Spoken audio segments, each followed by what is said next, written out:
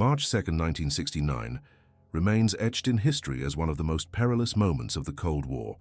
when two communist nuclear superpowers came to the brink of a conflict that could have completely altered the world's geopolitical balance. On this icy morning on the Sino-Soviet border, Chinese and Soviet soldiers clashed in direct combat on the small island of Zhenbao, known to the Russians as Damansky, in a confrontation that transcended a simple territorial dispute to become a definitive landmark in the fragmentation of the global socialist bloc. What began as shots fired across the frozen waters of the Ussuri River quickly evolved into an international crisis that put the world on the verge of a nuclear war between the planet's two largest communist states. To understand the magnitude of this event, it is fundamental to examine the deep roots of the deterioration of Sino-Soviet relations, which transformed two former ideological allies into implacable adversaries. The alliance between the People's Republic of China and the Soviet Union, forged in the early 1950s, initially represented the materialization of the Marxist-Leninist dream of a unified socialist front capable of challenging the capitalist world led by the United States. Mao Zedong and Joseph Stalin had established a strategic partnership based on ideological solidarity and the mutual need to confront Western imperialism, creating a communist bloc that stretched from the European borders to the Pacific. However, the death of Stalin in 1953 marked the beginning of a gradual but inexorable process of fragmentation of this alliance. The rise of Nikita Khrushchev to power in the Soviet Union brought with it a new vision of communist international relations, based on the concept of peaceful coexistence with the West and the de-Stalinization of the Soviet regime. This paradigm shift caused deep apprehension in Beijing, where Mao Zedong interpreted Khrushchev's reforms as a betrayal of the fundamental principles of Marxism-Leninism and a capitulation to capitalist imperialism. The denunciation of Stalin's crimes carried out by Khrushchev in 1956 was perceived by the Chinese leader not only as an attack on the memory of the former Soviet leader, but as an attempt to undermine the legitimacy of all authoritarian communist regimes, including his own.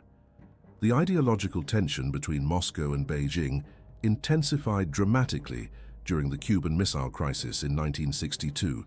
when Khrushchev decided to withdraw Soviet missiles from Cuba without consulting his communist allies. For Mao Zedong, this decision represented the definitive confirmation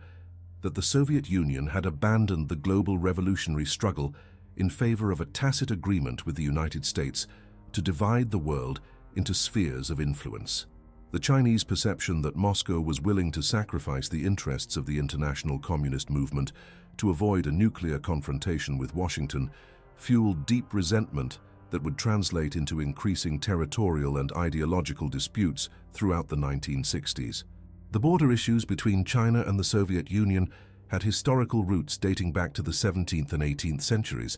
when the Russian Empire expanded its borders towards the Pacific at the expense of the weakened Chinese Empire. The treaties of Nerchinsk, 1689, Aigun, 1858, and Beijing, 1860, had established the borders between the two empires, but these agreements were later characterized by Chinese leaders as unequal treaties imposed by force during China's period of national humiliation. The specific issue of Zhenbao Island perfectly exemplified this historical dispute. Located on the Ussuri River, which marks the border between China and the Soviet Union, the island had been under Soviet control since the 19th century, but the Chinese claimed sovereignty based on the principle that the border should follow the central line of the river, not its Chinese bank. The deterioration of Sino-Soviet relations during the 1960s transformed these territorial disputes from latent diplomatic issues into active sources of military tension. Both countries began to reinforce their military presences along the extensive border of over 4,000 kilometers, creating an atmosphere of permanent confrontation that made the occurrence of incidents inevitable. The militarization of the Sino-Soviet border represented a fundamental change in the nature of the Cold War, introducing a new dimension of conflict within the communist bloc itself that significantly complicated the strategic calculations of both Moscow and Washington. The escalation of border tensions during 1968 created the conditions for the confrontation that would erupt in March 1969. minor incidents involving patrols from both sides became increasingly frequent and violent, reflecting not only the specific territorial disputes, but also the growing ideological hostility between the two communist regimes. The Chinese Cultural Revolution, launched by Mao Zedong in 1966, had further radicalized Beijing's position towards the Soviet Union, which was now denounced as a revisionist and social imperialist state that had betrayed the revolutionary ideals of Marxism-Leninism. This inflammatory rhetoric created an internal political environment in China that made any compromise or retreat in disputes with Moscow practically impossible. In turn, the Soviet leadership under Leonid Brezhnev, who had replaced Khrushchev in 1964, adopted an increasingly tough stance towards China, interpreting Chinese provocations as direct challenges to the Soviet Union's authority as the natural leader of the world communist movement. The Brezhnev Doctrine, formulated after the Soviet intervention in Czechoslovakia in 1968, established the Soviet Union's right to intervene militarily to defend socialism in any communist country, creating obvious implications for relations with China. The international context of the time, marked by the intensification of the Vietnam War and the growth of Chinese influence in the international communist movement, particularly in the Third World, further increased the pressures on both regimes to demonstrate strength and determination in their mutual disputes. The military buildup along the Sino-Soviet border during the late 1960s transformed the region into one of the most militarized in the world, with hundreds of thousands of soldiers, tanks, aircraft, and missile systems positioned on both sides. The Soviet Union had deployed over 40 divisions to the Chinese border, representing approximately 500,000 soldiers equipped with conventional and tactical nuclear weaponry. On the Chinese side, although the People's Liberation Army was numerically superior, its technological inferiority compared to Soviet forces was compensated by the advantage of local knowledge and the political determination to resist any Soviet aggression. This massive concentration of military forces created an extremely volatile situation where any minor incident could quickly escalate into a conflict of catastrophic proportions. The severe winter of 1968-1969 completely froze the Ussuri River, allowing easy access to Zhenbao Island and creating the tactical conditions that would make the March confrontation possible. Chinese patrols began making regular incursions onto the island, establishing a temporary presence that directly challenged Soviet control of the area. These deliberate provocations were part of a broader Chinese strategy to test Soviet resolve and possibly create an incident that could be politically exploited to mobilize domestic support for Mao Zedong's regime. The choice of Zhenbao Island as the stage for this confrontation was not accidental. Its strategic location and symbolic value as a representation of the historical humiliations suffered by China made it an ideal target for a Chinese show of force. Chinese preparations for the March 1969 confrontation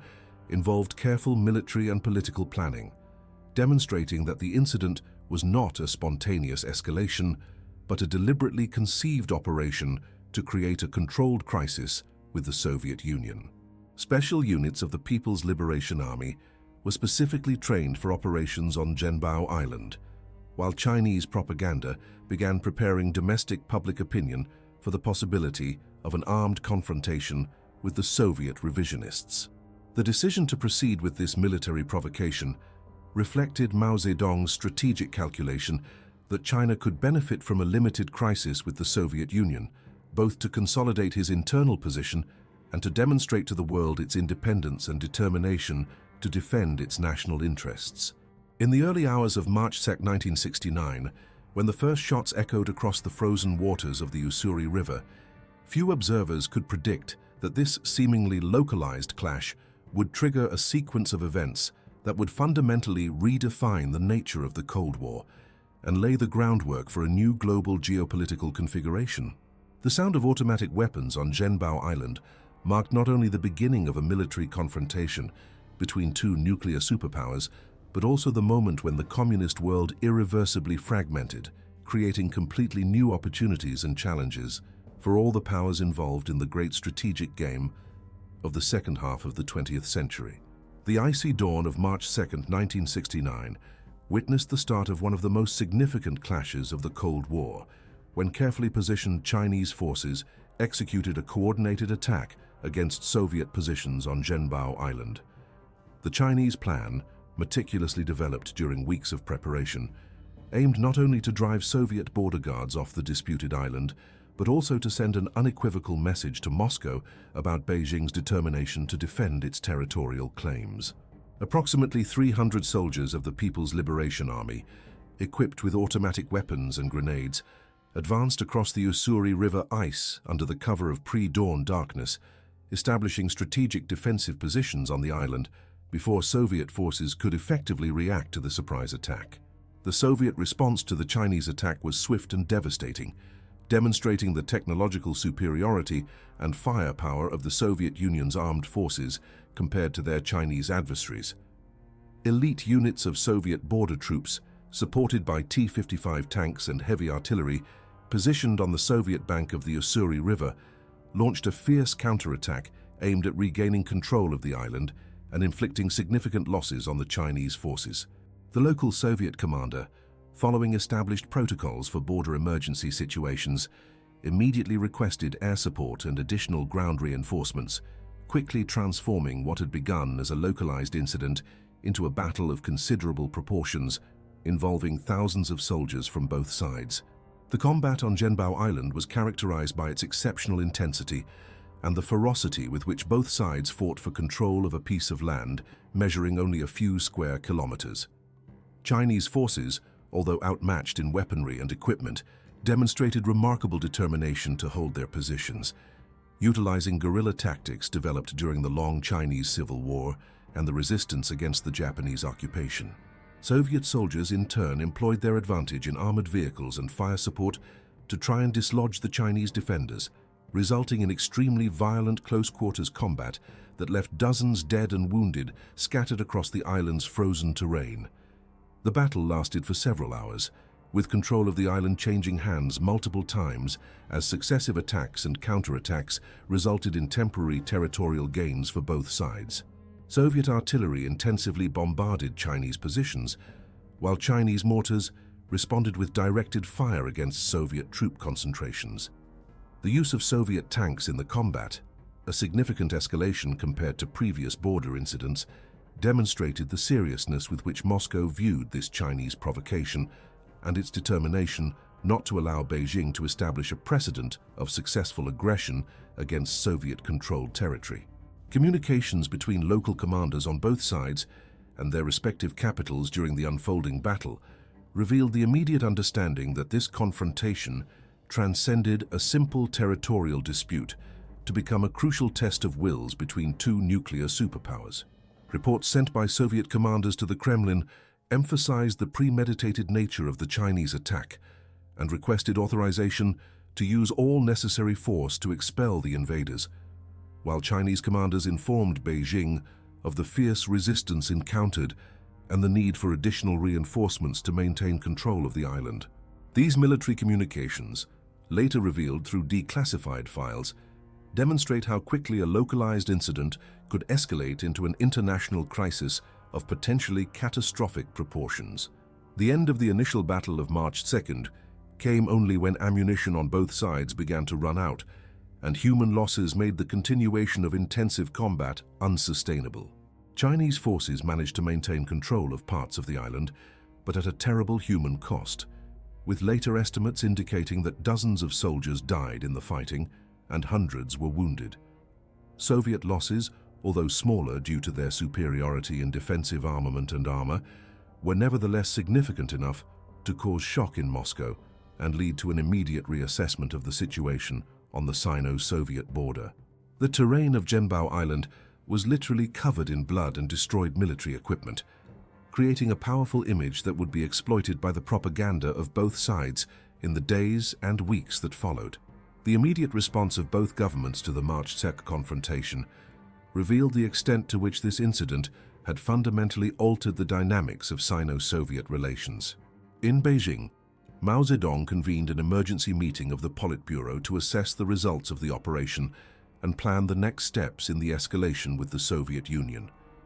The Chinese leadership, although satisfied with the show of force against the Soviets, recognized that they had crossed a dangerous line that could lead to unpredictable consequences. Internal discussions of the Chinese Communist Party, later revealed through memoirs of participants, indicate that there were significant divisions over the wisdom of continuing to provoke the Soviet Union, particularly given the great imbalance in nuclear capabilities between the two countries.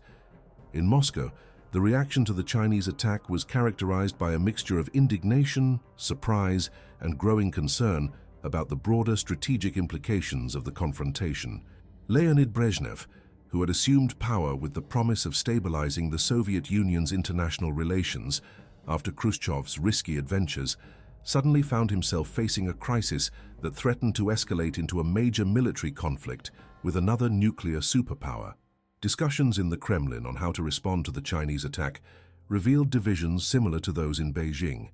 with some leaders advocating a massive military response to deter future Chinese provocations, while others warned about the risks of uncontrolled escalation in a world already burdened by Cold War tensions. The international coverage of the March 2 confrontation immediately demonstrated how this incident had captured world attention and created new concerns about global stability. Western media reported extensively on the battle, with political commentators speculating about the implications of an armed conflict between the world's two largest communist powers. The possibility that China and the Soviet Union could go to war created entirely new strategic scenarios for military and political planners in Washington, London, Paris, and other Western capitals, who suddenly saw potential opportunities in a fragmentation of the communist bloc, but also new risks of global instability. The response of both countries' allies to the confrontation revealed the complexities of alliances during the Cold War and how disputes between superpowers could create insoluble dilemmas for smaller countries. The Soviet Union's traditional allies in the Warsaw Pact found themselves in a delicate position, obliged to publicly support Moscow while privately expressing concern about the potential for military escalation. Communist countries like North Korea and North Vietnam, which maintained relations with both Beijing and Moscow, were forced to carefully navigate between their conflicting loyalties, trying to avoid taking sides that could alienate either of their powerful sponsors. The psychological impact of the March 2 confrontation on the populations of both countries was deep and lasting, marking the definitive end of the illusion of socialist solidarity that had characterized Sino-Soviet relations during the 1950s. In China, official propaganda presented the battle as a heroic victory against Soviet social imperialism, using the confrontation to mobilize domestic support for Mao Zedong's regime and justify the extreme policies of the Cultural Revolution. Mass campaigns were organized to celebrate the martyrs of Zhenbao and denounce the Soviet Union's revisionist betrayal, creating an atmosphere of nationalist hysteria that would make any future reconciliation between the two countries extremely difficult. In the Soviet Union, the official response was more cautious, with state media reporting the incident as an unprovoked attack by Chinese forces against legitimate Soviet territory. Soviet propaganda emphasized the moderation and rationality of Moscow's response, contrasting it with what was described as Chinese extremism and adventurism. However, private discussions among Soviet citizens, monitored by security services, revealed deep concern about the possibility of war with China and questions about why two communist countries were fighting each other when they should be united against Western imperialism. The events of March 2, 1969, established a dangerous precedent that would shape Sino-Soviet interactions for the next months and years. The demonstration that both countries were willing to use military force to defend their positions created a dynamic of escalation that would be extremely difficult to control. Military commanders on both sides, now aware that armed confrontations were not only possible but probable, began preparing contingency plans for larger conflicts, while political leaders in Beijing and Moscow faced the reality that their ideological and territorial disputes had evolved into a mutual existential threat that could quickly escape diplomatic control. The military escalation that followed the initial clash of March 2nd demonstrated how quickly a localized dispute between two nuclear superpowers could evolve into a crisis of global proportions. In the days immediately following the battle on Zhenbao Island, both sides initiated a massive reinforcement of their positions along the entire length of the Sino-Soviet border, transforming an already militarized demarcation line into one of the world's most dangerous theaters of operations. The Soviet Union deployed additional armored divisions from Eastern Europe and Central Russia to the border region, while China mobilized People's Liberation Army units from across the country, creating a concentration of military forces that rivaled deployments in Central Europe during the most tense moments of the Cold War. The second major confrontation occurred on March 15th, when Soviet forces launched a carefully planned retaliation attack against Chinese positions on the same Zhenbao Island. This Soviet attack, supported by heavy artillery, tanks, and aircraft, was designed to unequivocally demonstrate the military superiority of the Soviet Union and deter future Chinese provocations through a devastating show of force. The Soviet bombardment of the island was particularly intense, with hundreds of artillery shells turning the terrain into a cratered lunar landscape, while Soviet attack helicopters conducted close support missions that resulted in significant Chinese losses. The Chinese response to the Soviet attack of March 15th revealed both the determination and limitations of the People's Republic of China's armed forces. Although technologically outmatched, Chinese units defended their positions with a ferocity that surprised Soviet commanders, utilizing tactics of defense in depth that maximized their local numerical advantages while minimizing the impact of Soviet superiority in firepower. The Chinese use of domestically produced anti-tank missiles resulted in the destruction of several Soviet armored vehicles, demonstrating that, despite their technological disadvantages, China possessed military capabilities that could not be easily dismissed by their adversaries. During this period of military escalation, both countries began to make increasingly explicit references to their nuclear capabilities, raising the Sino-Soviet crisis to a level of danger that alarmed governments around the world.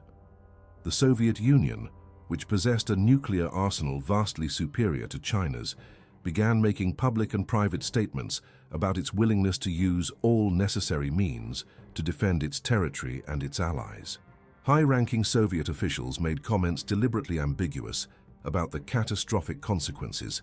that could result from continued Chinese provocations, language that was widely interpreted as veiled nuclear threats. China, despite its significant nuclear inferiority, responded with its own inflammatory rhetoric about its willingness to confront any Soviet aggression, regardless of the consequences. Mao Zedong personally authorized public statements declaring that the Chinese people would not be intimidated by nuclear threats, and that China was prepared for a prolonged war if necessary to defend its sovereignty. This rhetoric, although designed to demonstrate resolve, also served to increase international concerns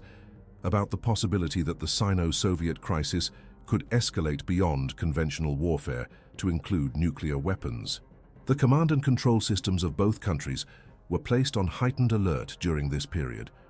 with nuclear forces being brought to higher levels of readiness than at any time since the Cuban Missile Crisis. Intelligence reports subsequently released indicate that both Chinese and Soviet nuclear facilities were prepared for possible combat operations, with warheads being moved to forward positions and delivery systems being brought to operational status. The proximity of large conventional forces along the border created numerous opportunities for accidental escalation, as military commanders on both sides operated under rules of engagement that authorized swift retaliation for any perceived aggression. The first indication that the crisis might escalate to nuclear warfare came when Soviet military planners began circulating proposals for preemptive strikes against Chinese nuclear facilities. These plans, developed by the Soviet General Staff during late March and early April,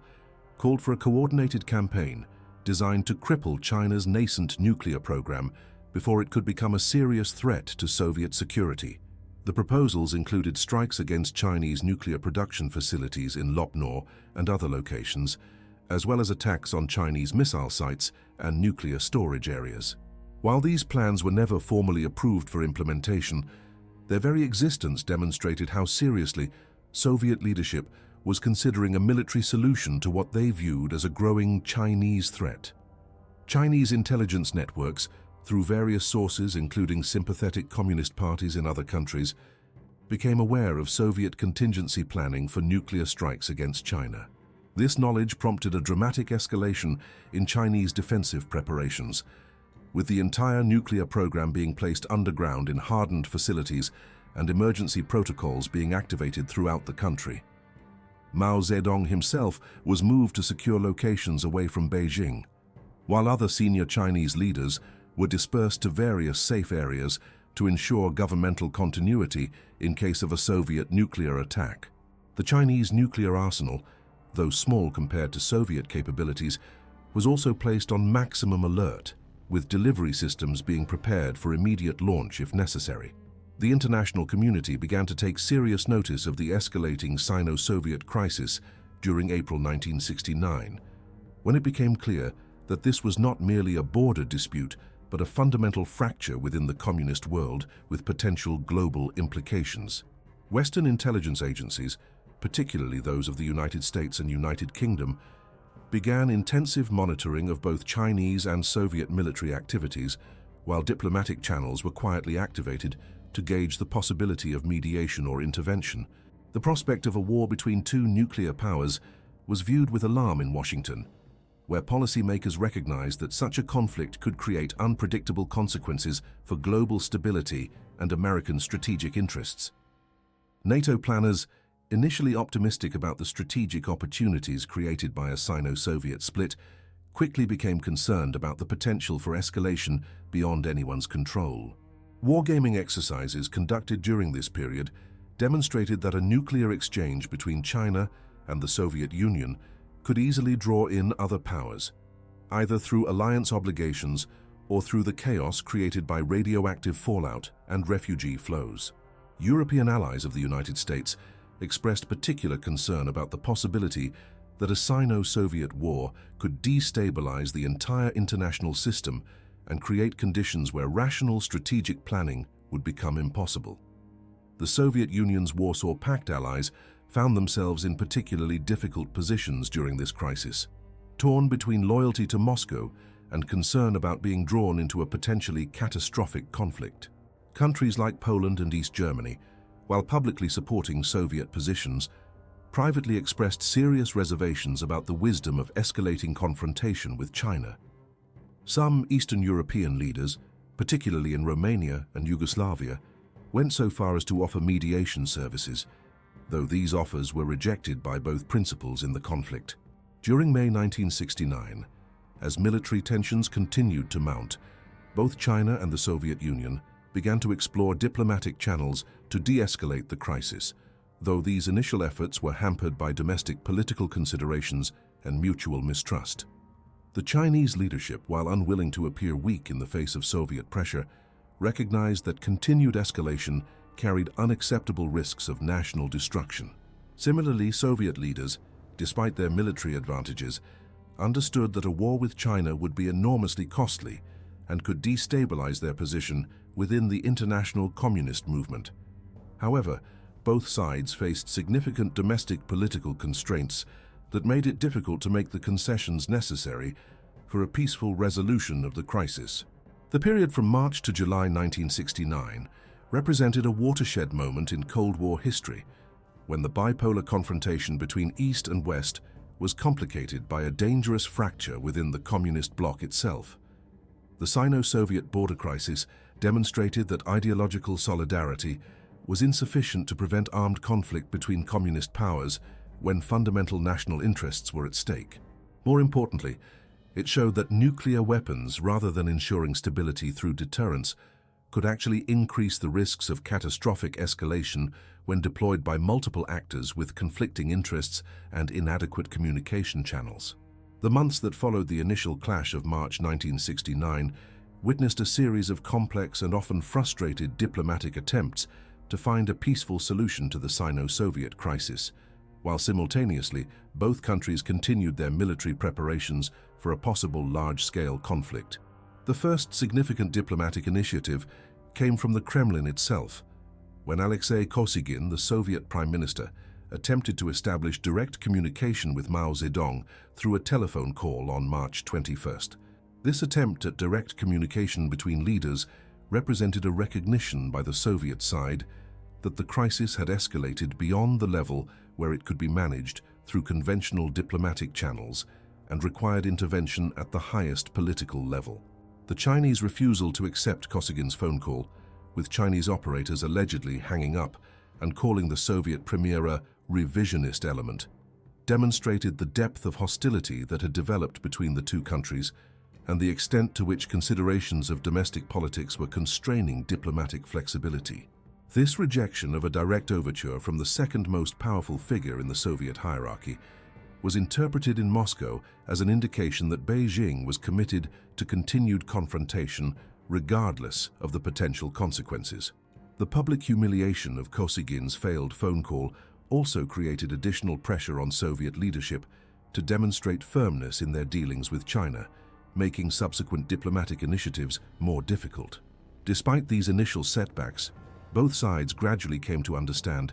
that the risks of continued military escalation outweighed any potential political benefits of a sustained confrontation. The prospect of nuclear warfare, however remote, concentrated minds in both Beijing and Moscow and created incentives for finding a face-saving resolution that would allow both countries to step back from the brink without appearing to capitulate to their adversary. International pressure also played a significant role in encouraging diplomatic engagement, as countries around the world expressed growing alarm about the potential consequences of a Sino-Soviet war. A breakthrough in diplomatic communications finally came during a memorial service for Vietnamese leader Ho Chi Minh in September 1969, where Kosygin and Chinese Premier Zhou Enlai met each other in what was technically neutral territory. This meeting, held at Hanoi Airport during a brief stopover, provided the first opportunity for face-to-face discussion between senior leaders of both countries since the crisis began. Zhou Enlai, acting on instructions from Beijing, agreed to meet with Kosygin privately to explore the possibility of resuming formal negotiations about border issues and other sources of tension between the two countries. The airport meeting between Kosygin and Zhou Enlai was characterized by both caution and pragmatism, with both leaders recognizing that they were operating within severe constraints imposed by their respective domestic political situations. Zhou acknowledged privately that China could not sustain a prolonged military confrontation with the Soviet Union, given the enormous disparities in military capabilities, particularly in nuclear weapons. However,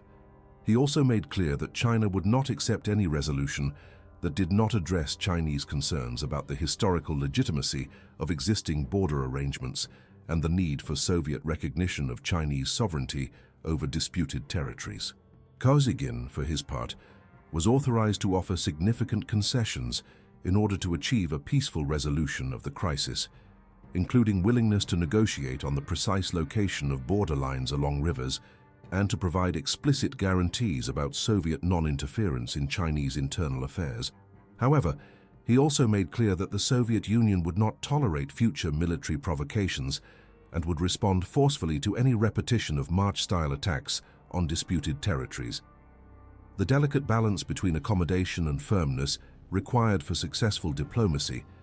was complicated by the fact that both leaders had to consider how any agreements would be perceived by their domestic constituencies and by international observers. The resumption of formal negotiations between China and the Soviet Union was announced in October 1969,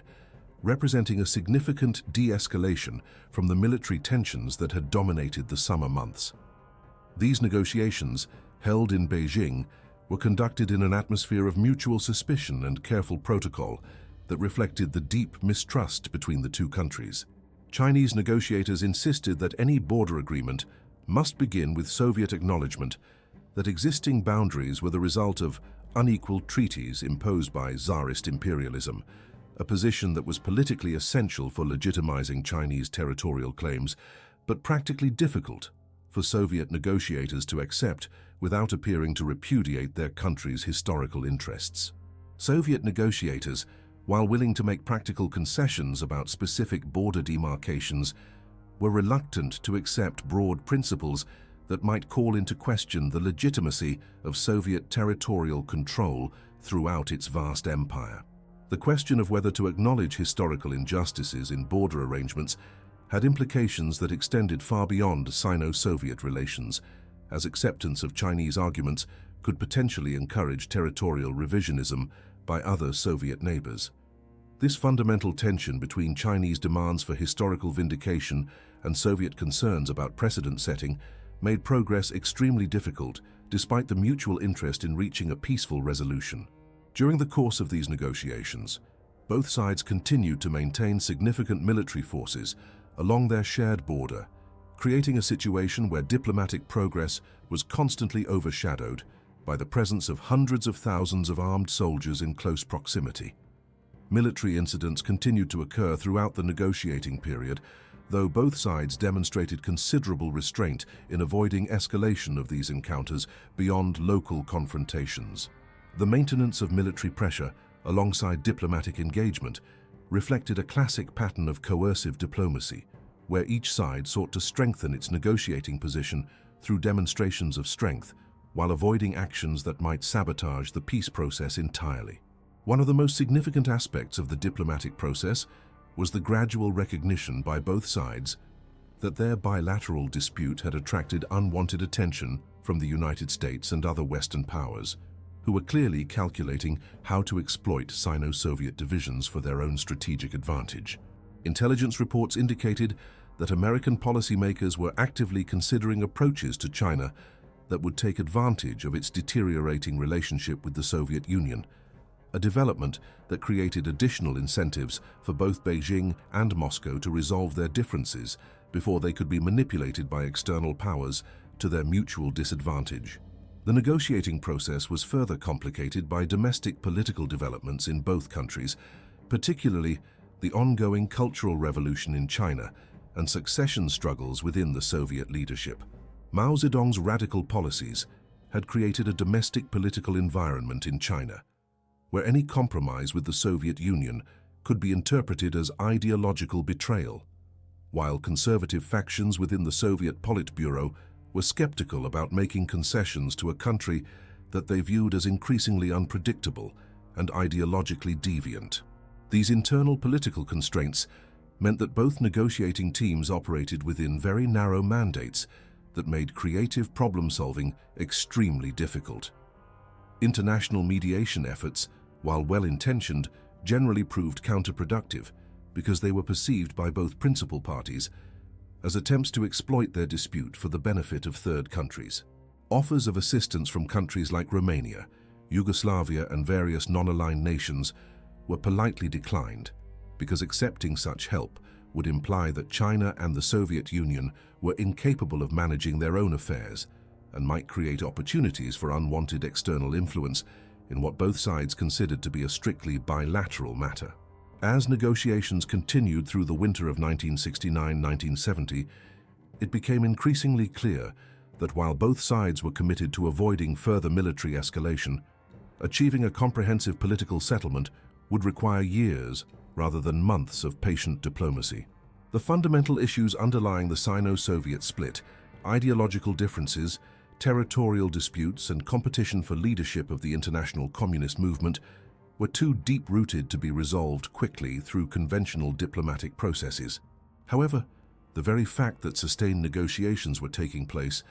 represented a significant achievement in terms of crisis management and demonstrated that even highly antagonistic nuclear powers could find ways to step back from the brink when their survival was potentially at stake. The prolonged nature of the diplomatic process also created opportunities for both sides to pursue alternative strategies for improving their international positions, including the famous opening of Chinese-American relations that would fundamentally alter the strategic landscape of the Cold War. The recognition that Sino-Soviet antagonism was likely to persist regardless of negotiated agreements encouraged Chinese leaders to explore relationships with other major powers as a means of balancing against Soviet pressure, a development that would have profound implications for global geopolitics throughout the remainder of the Cold War period. The Sino-Soviet crisis of 1969 triggered a silent revolution in global strategic perceptions, fundamentally altering the geopolitical calculations of all major world powers and creating diplomatic opportunities that seemed unthinkable only a few years earlier. The recognition that the communist bloc had fragmented irreversibly forced a complete re-evaluation of the basic premises that had guided the foreign policy of both the West and the Third World since the end of World War II. The traditional view of a bipolar world divided between capitalism and communism was replaced by a much more complex reality of multiple centers of power, each pursuing its own national interests independently of ideological considerations. In the United States, the administration of Richard Nixon and his national security advisor, Henry Kissinger, quickly understood the deep strategic implications of the Sino-Soviet rupture and began developing policies designed to exploit this new geopolitical reality to the benefit of American interests. The possibility of establishing relations with China as a means of pressuring the Soviet Union represented a unique opportunity to reverse some of the strategic disadvantages the United States faced in the context of the Cold War, particularly in relation to the expansion of Soviet influence in the Third World and the growing military gap in certain categories of armaments. The Nixon doctrine of détente with the Soviet Union was fundamentally influenced by the understanding that Moscow was now facing significant military pressures on its eastern border, which could make Soviet leaders more amenable to compromises in other areas of global confrontation. The presence of hundreds of thousands of Soviet troops along the Chinese border represented a significant drain on the Soviet Union's military resources and limited its ability to project power in other regions of the world, creating opportunities for American diplomatic initiatives that would previously have been impossible due to Soviet opposition. For China, the isolation resulting from its rupture with the Soviet Union created both dangers and opportunities that required careful navigation by the leadership in Beijing. The possibility of a war with the Soviet Union, particularly one involving nuclear weapons, made it essential for China to seek alternative sources of security and international support. The prospect of improved relations with the United States, despite fundamental ideological differences, began to appear more attractive as a means of balancing against Soviet pressure and securing international support for Chinese positions on various global issues. The process that eventually led to Nixon's famous visit to China in 1972 can be traced directly to the consequences of the Sino-Soviet crisis of 1969, which created the strategic incentives necessary for both Washington and Beijing to overcome decades of hostility and mutual suspicion. The secret diplomacy that preceded public reconciliation between the United States and China was facilitated by the shared interest in constraining Soviet power and influence, demonstrating how geopolitical realities could override ideological considerations when fundamental national interests were at stake. European allies of the United States responded to the emerging Sino-Soviet split with a mixture of optimism about a reduced communist threat and concern about potential instability. France under Charles de Gaulle had already begun to pursue independent relationships with both China and the Soviet Union as part of its broader strategy of reducing American influence in European affairs. The Sino-Soviet split provided additional justification for this approach and encouraged other European countries to develop their own relationships with Beijing independent of American leadership, contributing to a gradual multipolarization of the international system. The impact of the Sino-Soviet crisis on the Third World was particularly profound, as countries that had previously aligned themselves with the communist bloc were now forced to choose between competing versions of socialism or to pursue non-aligned strategies that avoided dependence on any single major power. Countries like North Vietnam, Cuba, and various African liberation movements found themselves caught between Chinese and Soviet versions of revolutionary theory and practice, often leading to internal divisions that complicated their domestic political development and international strategic positioning. The non-aligned movement, led by countries like Yugoslavia, India, and Egypt, gained renewed relevance as the Sino-Soviet split demonstrated the limitations of bloc politics and the advantages of maintaining independence from major power rivalries. Leaders like Josip Broz Tito, Gamal Abdel Nasser, and Jawaharlal Nehru had long argued for the benefits of non-alignment, and the Sino-Soviet confrontation provided powerful evidence for their arguments about the dangers of excessive dependence on major powers that might themselves become adversaries. economic implications of the Sino-Soviet split were also significant, as trade patterns and development assistance programs that had been established during the period of Sino-Soviet cooperation were disrupted or terminated. China was forced to seek alternative sources of technology and investment to sustain its economic development, while the Soviet Union had to replace Chinese contributions to various international communist projects and organizations. These economic disruptions had long-term consequences for both countries' development trajectories and forced them to pursue more diverse international economic relationships. Military implications of the persistent Sino-Soviet tension extended far beyond the immediate border region, as both countries were forced to maintain large standing armies and extensive defensive preparations that absorbed resources that might otherwise have been used for economic development or power projection in other regions. The Soviet Union's need to defend its extensive border with China limited its ability to pursue aggressive policies in other areas, while China's defensive focus restricted its ability to support revolutionary movements or extend its influence beyond East Asia. Technological development in both countries was significantly influenced by the need for military self-sufficiency resulting from their mutual antagonism. China accelerated its nuclear weapons program and indigenous military technology development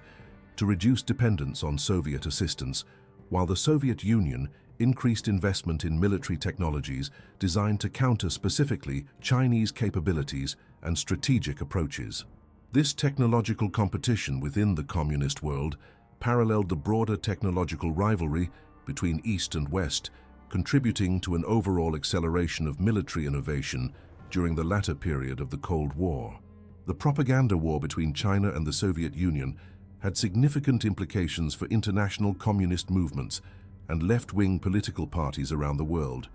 many of which were forced to choose sides or attempt to maintain neutrality in the face of increasingly bitter ideological disputes. This fragmentation of the international communist movement contributed to the decline of revolutionary movements in many countries and encouraged greater diversity of left-wing political thought, undermining the previous unity that had characterized international socialism. Cultural and intellectual exchanges between China and the Soviet Union, which had been extensive during the 1950s, were severely curtailed as a result of the political confrontation, depriving scholars, scientists, and artists in both countries of opportunities for collaboration and mutual enrichment. This cultural isolation had long-term negative consequences for intellectual development in both societies and contributed to the growth of nationalist rather than internationalist perspectives in Chinese and Soviet thinking about their respective roles in world affairs. The long-term strategic implications of the Sino-Soviet split extended well beyond the Cold War period itself, establishing patterns of international relations that would influence global politics for decades to come. The demonstration that ideological solidarity was insufficient to prevent conflict between major powers contributed to a more realistic approach to international relations that emphasized national interests over ideological considerations, a development that would characterize post-Cold War international politics and continue to influence global strategic thinking into the 21st century. The lasting legacy of the events of March 1969 and the subsequent transformation of Sino-Soviet relations represents one of the most consequential developments in the history of the second half of the 20th century, redefining not only the global balance of power, but also the very nature of the Cold War as a historical phenomenon. The fragmentation of the world communist bloc definitively demonstrated that traditional geopolitical factors such as territory, national sovereignty, and specific strategic interests could overcome ideological ties even between states that shared fundamentally similar political and economic systems. This revelation forced a fundamental reconsideration of the basic premises that had guided international strategic thinking since 1945 and established precedents that would continue to influence international relations long beyond the end of the Cold War itself. The transformation of China from a Soviet ally into a strategic adversary created a triangular power dynamic that fundamentally altered the calculations of all major actors in world politics. This new geopolitical configuration allowed for a diplomatic flexibility that had been impossible during the period of strict bipolar confrontation, enabling complex patterns of alignment and realignment that maximized the strategic options available to medium-sized powers while simultaneously creating new opportunities for major power competition. The triangular diplomacy that emerged from the Sino-Soviet split became a defining characteristic of the later Cold War period and demonstrated how changes in one bilateral relationship could have cascading effects throughout the entire international system. For the United States, the Sino-Soviet split represented perhaps the most significant strategic windfall of the entire Cold War period, providing Washington with opportunities for diplomatic maneuver that dramatically improved American strategic positioning relative to both communist powers. The ability to engage with Beijing while maintaining competitive relations with Moscow allowed American policymakers to pursue a sophisticated balance of power strategy that exploited Sino-Soviet antagonisms for American advantage. This triangular diplomacy not only reduced immediate threats to American interests, but also created long-term foundations for Chinese integration into the Western-oriented international economic system, ultimately contributing to the eventual collapse of the Soviet system itself. The economic implications of the Sino-Soviet split proved to be as significant as its immediate military and political consequences, establishing patterns of economic development and international trade that would reshape global economic relationships for decades. China's forced turn toward the West for technology, investment, and markets began a process of economic integration that would eventually transform China into a major component of the global capitalist economy. This economic reorientation, initially motivated by security concerns arising from Soviet hostility, ultimately proved to be one of the most important factors in China's subsequent economic development and rise to global economic prominence. For the Soviet Union, the costs of maintaining military confrontation with China while simultaneously competing with the United States proved to be economically unsustainable over the long term. The resource drain of defending massive frontiers against both Western and Chinese threats contributed significantly to the economic stagnation that characterized the Soviet system during its final decades. The inability to resolve the Sino-Soviet dispute peacefully forced Moscow to maintain military expenditures that exceeded its economic capacity and limited its ability to pursue domestic economic reforms that might have sustained the Soviet system. European responses to the Sino-Soviet split demonstrated how changes in superpower relationships could create both opportunities and challenges for smaller powers seeking to maintain independent foreign policies. The fragmentation of the communist world encouraged greater European independence from American leadership, as countries like France and West Germany pursued their own relationships with both China and the Soviet Union. This European assertiveness contributed to the gradual evolution of NATO from a strictly defensive alliance into a more flexible instrument for pursuing diverse European interests in global affairs. The impact on Third World politics was equally profound, as the Sino-Soviet split undermined the unity of the international revolutionary movement and forced developing countries to navigate between competing versions of socialism and revolution. This fragmentation contributed to the growth of the non-aligned movement and encouraged greater diversity in development strategies, as countries were no longer constrained by the need to conform to a single communist model. The result was a much more diverse landscape of political and economic experimentation in the developing world,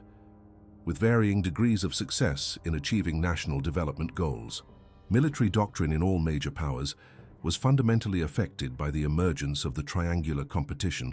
as traditional bilateral deterrence calculations gave way to more complex scenarios involving multiple nuclear powers with potentially conflicting interests. The possibility of Sino-Soviet nuclear conflict forced American military planners to consider how to respond to nuclear warfare between other powers, while both Chinese and Soviet strategists had to develop doctrines that addressed threats from multiple directions simultaneously. These doctrinal developments influenced military technology acquisition, force structure decisions, and strategic planning processes for decades. Intelligence capabilities and collection priorities were similarly transformed, as all major powers found themselves needing to monitor and understand a much more complex international environment. The Sino-Soviet split created new intelligence requirements and opportunities, as each power sought to exploit tensions between its adversaries while protecting its own interests from manipulation. This intelligence competition contributed to technological advances in collection and analysis capabilities that had applications far beyond immediate strategic needs. Cultural and ideological implications of the Sino-Soviet split extended beyond immediate political consequences to influence how societies understood the nature of political systems and international relations more generally. The demonstration that communist countries could engage in serious military conflict with each other undermined simplistic ideological narratives about international politics and encouraged a more sophisticated understanding of the relationship between domestic political systems and international behavior. This intellectual development contributed to more pragmatic approaches to international relations in many countries and societies. Educational systems around the world had to adapt their teaching about contemporary international affairs to reflect the new reality of the Sino-Soviet competition, moving away from simple bipolar models toward more complex understandings of global power relationships. This educational adaptation influenced how entire generations understood international politics and contributed to a more sophisticated public understanding of the complexity of global affairs, in turn affecting domestic political debates about foreign policy in many countries. The ultimate resolution of the Sino-Soviet border disputes, which was not achieved until 1991, demonstrated both the persistence of nationalism as a force in international politics and the eventual triumph of pragmatic interest over ideological consideration. By that time, both countries had been fundamentally transformed by domestic political changes and international pressures that made the original sources of their conflict largely irrelevant. The fact that resolution was possible only after the Soviet system had collapsed entirely suggested that some conflicts may be so deeply rooted in systemic competition that they cannot be resolved until one or both systems involved undergo fundamental transformation. Looking back from the perspective of the 21st century, the events of March 1969 and their aftermath can be seen as a crucial turning point not just in Sino-Soviet relations or even Cold War dynamics, but in the broader evolution of the international system toward greater complexity and multipolarity. The patterns of behavior, strategic thinking, and international interaction established during this period provided templates that continue to influence how major powers manage competition and cooperation in a multipolar world. Understanding these historical precedents remains essential for contemporary policymakers dealing with similar challenges of managing great power competition without allowing it to escalate into catastrophic conflict.